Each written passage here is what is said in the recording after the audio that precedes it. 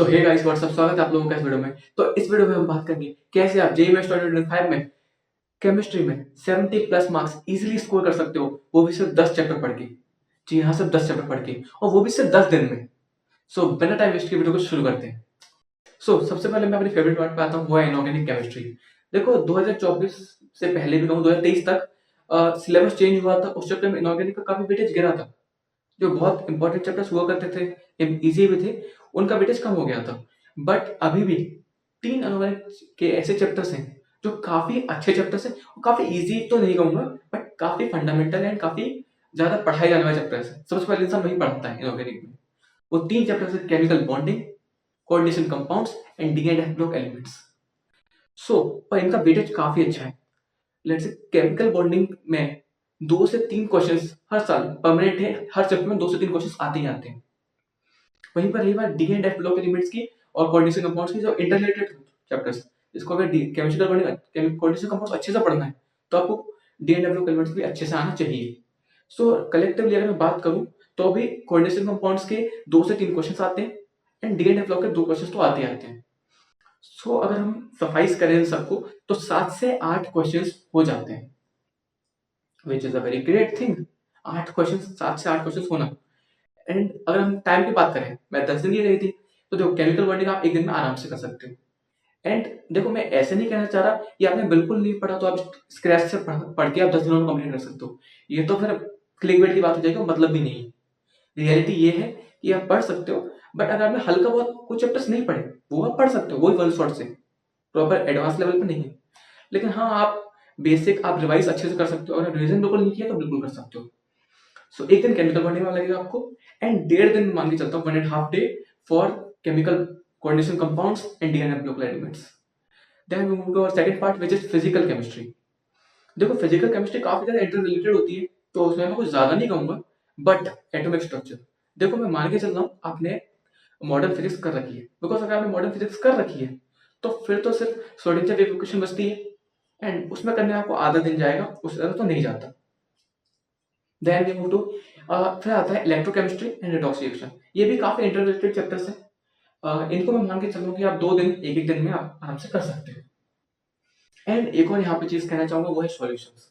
Solution जो देखो यार आधे दिन में हो जाता है, आप 12th में करते ही हो, बिकॉज सॉल्यूशंस सॉल्यूशन ऐसा नहीं है कि आप होता नहीं है, 12th में करते हो।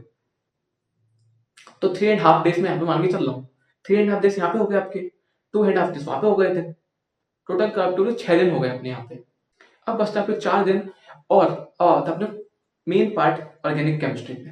देखो ऑर्गेनिक केमिस्ट्री काफी नेमिंग रिएक्शन की बेसिस पे होती है, एंड ऑर्गेनिक केमिस्ट्री की एक अच्छी बात ये भी है कि काफी सारा एनसीईआरटी से भी उठ के सीधे सीधे आ जाता है। ऐसा नहीं है इनऑर्गेनिक में नहीं आता, इनऑर्गेनिक में भी आता है, बट ऑर्गेनिक में भी ज्यादा आता है। फिजिकल में कंपेरेटिवली बहुत कम आता है, बट इनऑर्गेनिक में और ऑर्गेनिक में काफी ज्यादा आता है। एंड अब यहाँ पे बात करूं मैं, तो 2 चैप्टर्स, सिर्फ 2 चैप्टर्स जो कि ऑर्गेनिक का बेस होते हैं। अगर आप कोई कोचिंग कर रहे थे जेईई की, तो मैं मान ही नहीं सकता सबसे पहले उन्होंने वो स्टार्ट नहीं की हो, एंड वो आपके सबसे बेसिक एंड सबसे ज्यादा अच्छे से कराए गए चैप्टर्स होंगे, जो आपको अभी भी याद होंगे आई गेस। वो है GOC and hydrocarbon.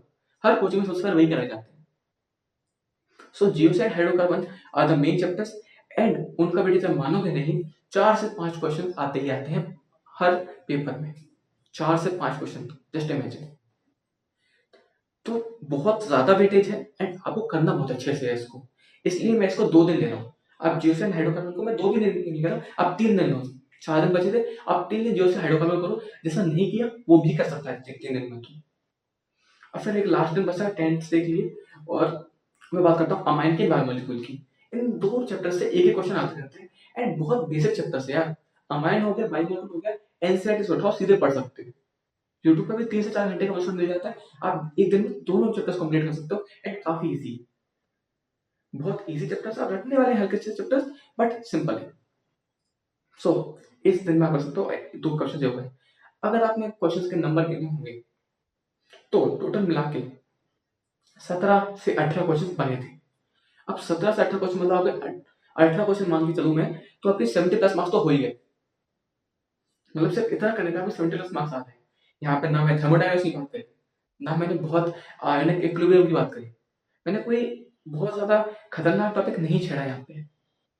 Simple chapters की बात करिए जो ईज़ी हो जाते हैं, काफ़ी सिंपल रहते हैं। और इनसे ऐसा नहीं है कि आपको, अगर आप वो चैप्टर नहीं करते तो आपको ये चैप्टर करने में दिक्कत आएगी। कोई बहुत मेल-जोल नहीं है। हो सकता है कोई इक्का-दुक्का क्वेश्चन वो फँस गया हो। तो इतना तो एज़्यूम करके चलते हैं, कोई दिक्कत नहीं आएगी इतने से। एंड इससे में आप आराम से पूरा कर सकते हो। एंड जिसने नहीं किया, और कोई भी, वो पहले इनको करना, बाकी बाद में करना। एंड कोई भी डाउट आता है तो कमेंट ज़रूर करना। एंड सब्सक्राइब बहुत ज़्यादा करना है, सब्सक्राइब बहुत कम है। कंपैरेटिवली इतनी वीडियोज़ के बाद सब्सक्राइब बहुत कम हो रहे हैं, तो सब्सक्राइब ज़रूर करके जाना, जो भी देख रहे हो। So thanks for watching. And अगली वीडियोज़ आती जाएँगी फिज़िक्स के ऊपर, मैथ के ऊपर एंड अदर थिंग्स के ऊपर। So thank you.